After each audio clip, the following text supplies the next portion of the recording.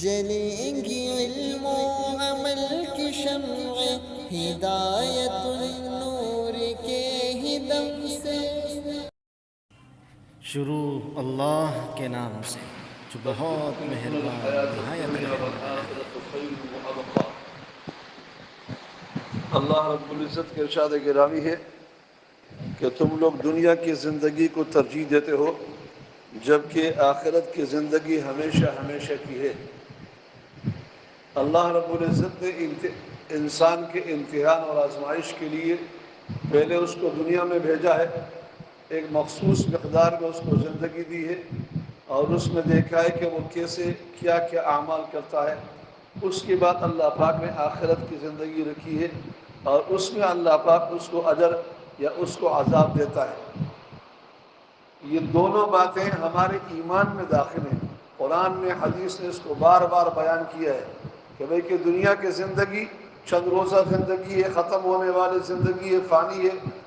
اور آخرت کی زندگی ہمیشہ کی زندگی ہے اور ہمیشہ ہمیشہ اس میں رہنا ہے، کبھی بھی ختم ہونے والی نہیں ہے۔ تو لہذا اگرچہ قرآن و حدیث میں نہ ہو، خود انسان کے عقل کا تقاضا یہ ہونا چاہیے کہ بھئی کہ جو زندگی فانی ہے، ختم ہونے والی ہے، اس کے لیے اتنی محنت اور جد و جہد نہ کی جائے، بلکہ اس کے لیے کی جائے جو ہمیشہ ہمیشہ کی زندگی۔ چنانچہ بزرگوں کا مقولہ ہے، آپ نے سنا ہوگا، دنیا کے لیے اتنی محنت کرو جتنا تم نے یہاں رہنا ہے، اور آخرت کے لیے اتنی محنت کرو جتنا تم نے وہاں رہنا ہے۔ ظاہر بات ہے کہ دنیا کے لیے چند روزہ، دنیا کی زندگی چند روزہ ہے، اس کے لیے محنت بھی اتنی سی ہو، اور آخرت کی زندگی ہمیشہ ہمیشہ کے، تو لہٰذا اس کے لیے محنت بھی ایسی ہونی چاہیے۔ قرآن عظیم میں بار بار اور آپ صلی اللہ علیہ وسلم نے حدیث مبارکہ میں بار بار یہ بات سمجھائی ہے کہ مسلمان ان سب باتوں کو جانتے ہوئے بھی پھر بھی دنیا کی زندگی کو آخرت کے مقابلے میں ترجیح دیتا ہے، دنیا کے لیے زیادہ محنت کرتا ہے، زیادہ کوشش کرتا ہے، زیادہ بھاگ دوڑ کرتا ہے، اور آخرت کے لیے اتنی فکر نہیں کرتا۔ اپنے روزمرہ معمولات میں دو چار باتیں ایسی ہیں میں آپ کو بتانا چاہتا ہوں جس سے ہم خود فیصلہ کر سکتے ہیں، اپنے عقل سے فیصلہ کر سکتے ہیں کہ ہماری نظر میں آخرت کی زندگی کی اہمیت ہے، اس کے لیے زیادہ فکر مند ہے، اس کے لیے زیادہ کوشش کرنے والے ہیں، یا دنیا کی زندگی کی ہماری نظر میں زیادہ اہمیت ہے، ہم اس کے لیے زیادہ کوشش کرتے ہیں۔ چنانچہ ہم تھوڑی دیر کے لیے سوچیں، 24 گھنٹے کی زندگی ہے یا ہفتے بھر کی، یا مہینے بھر کی، یا سال بھر کی ہے، تھوڑی دیر کے لیے ہم حساب کریں، کیلکولیٹ کریں کہ ہماری زندگی کے ایام، ہمارے زندگی کے گھنٹے زیادہ دنیا کے لیے صرف ہوتے ہیں یا آخرت کے لیے صرف ہوتے ہیں۔ تھوڑی دیر کے لیے حساب لگا لیں۔ میں نے بزرگوں سے سنا ہے، اپنی بات نہیں کر رہا ہوں، بڑوں سے میں نے سنا ہے کہ 16 18 گھنٹے ہم دنیا کمانے کے لیے محنت کرتے ہیں، ہم 1 گھنٹہ 2 گھنٹہ مسجد میں آ کر اللہ کی عبادت نہیں کرتے۔ دنیا کمانے کے لیے 18 گھنٹے 16 گھنٹے 2 ملازمتیں 3 ملازمتیں ہم کریں گے، ملکوں کا سفر کریں گے، بڑے بڑے تجارت ہم کریں گے، کاروبار کریں گے، اپنے گھر بار کو، بار بچوں کو چھوڑیں گے، یہ سب دنیا کے لیے ہوتا ہے، اور آخرت کے لیے ہم کچھ بھی ایسا کام نہیں کرتے۔ تو فرمایا کہ اس سے معلوم ہوتا ہے کہ اگرچہ مسلمان یہ دعویٰ کرے کہ میرے نزدیک آخرت مقدم ہے، آخرت پہلے، آخرت کو زیادہ ترجیح حاصل ہے، دنیا بعد میں ہے، لیکن عملی طور پر وہ یہ کر رہا ہے کہ دنیا کو ترجیح دے رہا ہے۔ نمبر 2، دوسری بات یہ کہ اگر خدا نخواستہ کسی کا دنیاوی نقصان ہو جائے تو اس سے کتنا افسوس ہوتا ہے، دینی نقصان ہو جائے تو اسے اتنا افسوس نہیں ہوتا ہے۔ اگر ایک دن ہڑتال ہو جائے، ایک دن کاروبار نہ ہو جائے، مہنگائی ہو جائے، اور کسی بھی اعتبار سے آپ کو نفع نہ ہو، تو آپ 1 دن 2 دن ہفتہ مہینہ بھر افسوس کریں گے، 20 آدمی کے سامنے اس کا تذکرہ کریں گے کہ میرا اتنا نقصان ہوا، اور لوگوں سے مشورہ کریں گے مجھے کیا کرنا چاہیے۔ لیکن اگر آپ کی نماز چھوٹ جائے، آپ کا روزہ چھوٹ جائے، آپ کی کوئی عبادت چھوٹ جائے، کوئی مسئلہ نہیں، آپ نے بعد میں پڑھ لوں گا، میں قضا کر لوں گا، کوئی مسئلہ نہیں، افسوس ذرا بھی نہیں ہوتا۔ تو اس سے معلوم یہ ہوتا ہے کہ ہم عملی طور پر سوچ و فکر کے اعتبار سے دنیا کو ترجیح دینے والے ہیں اور آخرت کو پیچھے چھوڑنے والے ہیں۔ نمبر 3، اسی طرح آپ تھوڑی دیر کے لیے سوچیں، ہم خود بھی اپنے بچوں کو بھی دینی تعلیم زیادہ دیتے ہیں یا دنیاوی تعلیم زیادہ دیتے ہیں؟ ان کو اچھے مدرسے میں زیادہ پڑھواتے ہیں یا ان کو اچھے اسکول میں زیادہ پڑھواتے ہیں؟ ان کے اخراجات ہم دینی اعتبار سے زیادہ برداشت کرتے ہیں یا دنیاوی اعتبار سے زیادہ برداشت کرتے ہیں؟ ان کو باہر ممالک ہم دینی تعلیم کے لیے بھیجتے ہیں یا دنیاوی تعلیم کے لیے بھیجتے ہیں؟ کاروبار کے لیے بھیجتے ہیں یا ان کو ہم دین سیکھنے کے لیے بھیجتے ہیں؟ اسی سے ہم خود فیصلہ کر سکتے ہیں کہ ہمارے دل میں دین کی اہمیت زیادہ ہے، دنیا کی اہمیت زیادہ ہے، آخرت کی فکر زیادہ ہے یا دنیا کی فکر زیادہ ہے۔ چوتھی بات، ہم سب تھوڑے دیر کے لیے ٹھنڈے دل سے اپنے گرمان میں جھانک کر دیکھیں، ہمارے ذہن میں، ہمارے معلومات میں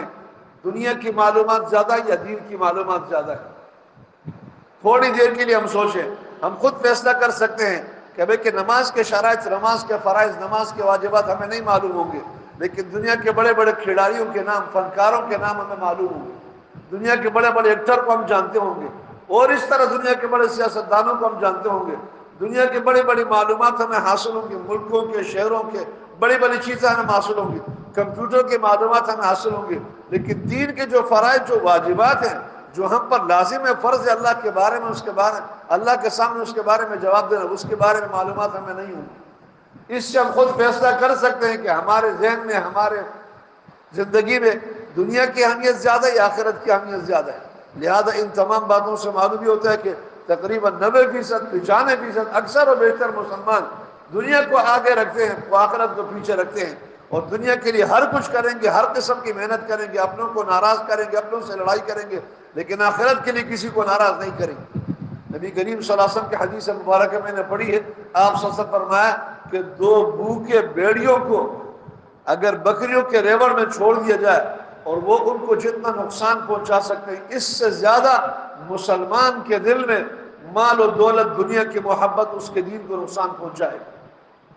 بیڑیے کے متعلق آپ کو نہیں معلوم ہوگا، ہم جانتے ہیں دیہاتی لوگ ہیں، وہ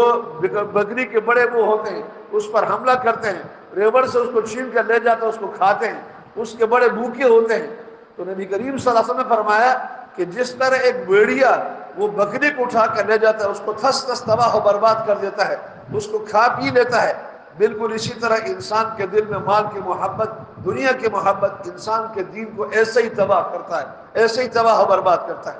حضرت مولانا شبلی تھانوی صاحب نور اللہ مرکزہ نے اس حدیث مبارکہ کی وضاحت میں لکھا ہے کہ آپ صلی اللہ علیہ وسلم کا مقصود، آپ صلی اللہ علیہ وسلم کی مراد یہ ہے کہ مسلمان آدمی فرائض کو چھوڑ رہا ہو، واجبات کو چھوڑ رہا ہو، اپنے اوپر جو اللہ کے حقوق ہیں ان کو ادا نہیں کرتا، دنیا کے پیچھے ہاتھ دھو کے پڑا ہوا ہے اور گناہ پہ گناہ کرتے جا رہا ہے، تو اس کے متعلق نبی کریم صلی اللہ علیہ وسلم نے یہ فرمایا کہ بھئی کہ اپنے دین کو تباہ و برباد کرے گا، اس کا دین تباہ و برباد ہو جائے گا۔ ہم یہ نہیں کہتے کہ بھئی کہ دنیا نہیں کما، ہم یہ نہیں کہتے کہ محنت مزدوری نہیں کرے، آدمی تجارت نہیں کرے۔ امام اعظم ابو حنیفہ، ابوبکر صدیق رضی اللہ تعالیٰ عنہ، عبد الرحمن ابن عوف، یہ سب تجارت کیا کرتے تھے۔ سلیمان علیہ السلام وقت کے بادشاہ کے حکمران تھے۔ یہ سب کچھ جائز ہے، لیکن ایسا نہیں کہ آدمی فرض نماز کو چھوڑے، ایسا نہیں کہ اللہ کے حقوق کو ضائع کرے، ان کو ادا کرنے کے ساتھ دنیا کرے تو جائز ہے، حلال ہے۔ آج دنیا کے اندر جو سب سے زیادہ محنت مزدوری کرنے والے، کمانے والے، اس کو عقل مند تصور کیا جاتا ہے، اس کو بڑا سیانہ، بڑا سمجھدار سمجھا جاتا ہے۔ جس کی تنخواہ زیادہ ہو، جس کی آمدن زیادہ ہو، محلے میں، معاشرے میں جس کی ٹھاٹ باٹ زیادہ ہو، اس کو خوش نصیب سمجھا جاتا ہے۔ حضور صلی اللہ علیہ وسلم کو سنیے کیا فرماتے ہیں۔ حضور صلی اللہ علیہ وسلم نے فرمایا کہ یہ دنیا اس کا گھر ہے جس کا کوئی گھر نہیں ہے، اس دنیا کا مال اس کا مال ہے جس کا کوئی مال نہیں ہے، اور جو اس مال کو جمع کرتا ہے وہ آدمی جس کے اندر عقل نہیں ہے۔ حضور صلی اللہ علیہ وسلم کا ارشاد فرما رہا ہوں، کسی عالم کے، کسی مفتی کا فتویٰ نہیں بتا رہا ہوں۔ حضور صلی اللہ علیہ وسلم نے فرمایا یہ دنیا اس کا گھر ہے جس کا کوئی گھر نہیں ہے، اس دنیا کا مال اس کا ہے جس کے پاس کوئی مال نہیں ہے، اور جو اس مال کو جمع کرتا ہے وہ آدمی جس کے پاس عقل نہیں ہے۔ یعنی حضور صلی اللہ علیہ وسلم یہ بتانا چاہتے ہیں اگر ایک آدمی دنیا کے اندر بہت محنت مزدوری کر کے بہت اچھا گھر بنا لے، بہت اپنا ایک مقام بنا لے، تو وہ سمجھ لے کہ بھائی کہ اس نے کچھ بھی حاصل نہیں کیا۔ اسی طرح جس نے بہت سارا مال و دولت جمع کیا، وہ سمجھ لے کہ میں نے کچھ بھی جمع نہیں کیا، وہ بڑا بیوقوف اور احمق ہے، اس لیے کہ اللہ نے اس کو جوانی دی، اللہ نے اس کو طاقت و قوت دی آخرت بنانے کے لیے، آخرت کی فکر کے لیے، آخرت کی کوشش کے لیے، آخرت کو اچھا کرنے کے لیے، اس نے دنیا بنا کر سب کچھ ضائع کر دیا۔ اس لیے فرمایا کہ یہ بڑا بیوقوف ہے، احمق ہے، اس کے بعد کچھ نہیں۔ مشہور حدیث مبارکہ آپ نے سنی ہوگی، نبی کریم صلی اللہ علیہ وسلم کے صحابہ کرام کے ساتھ گزر، ایک کان کٹے مردار بکری کے پاس، بکری کے بچے کے پاس سے ہوا۔ آپ صلی اللہ علیہ وسلم نے پوچھا کہ یہ کون خریدے گا 1 درہم میں؟ صحابہ نے عرض کیا کہ یا رسول اللہ یہ تو ہم معمولی سے معمولی قیمت پر بھی لینے کے لیے تیار نہیں ہیں۔ تو حضور صلی اللہ علیہ وسلم فرمایا کہ تمہیں جتنے اس سے نفرت ہے نا، اس بدبودار چیز سے، اس سے زیادہ اللہ کو دنیا سے نفرت ہے۔ میں آپ کو یہ بتانا چاہتا ہوں، میں اور آپ دنیا سے محبت کرتے ہیں، اس چیز سے محبت کرتے ہیں جس سے اللہ کو نفرت ہے۔ اللہ جس کو پسند نہیں کرتا، یہ دنیا اللہ پاک اگر اللہ کیا محبوب ہوتا تو کافر کو نہیں دیتا، مسلمان کو ہی دیتا، لیکن ہم دیکھ رہے کہ دنیا میں یہود و نصارہ ہندو زیادہ مزے کر رہے ہیں، اللہ نے ان کو زیادہ دے رکھے ہیں۔ تو اس کو کمانا، اس کو زیادہ کرنا، یہ کوئی کمال کی بات نہیں ہے۔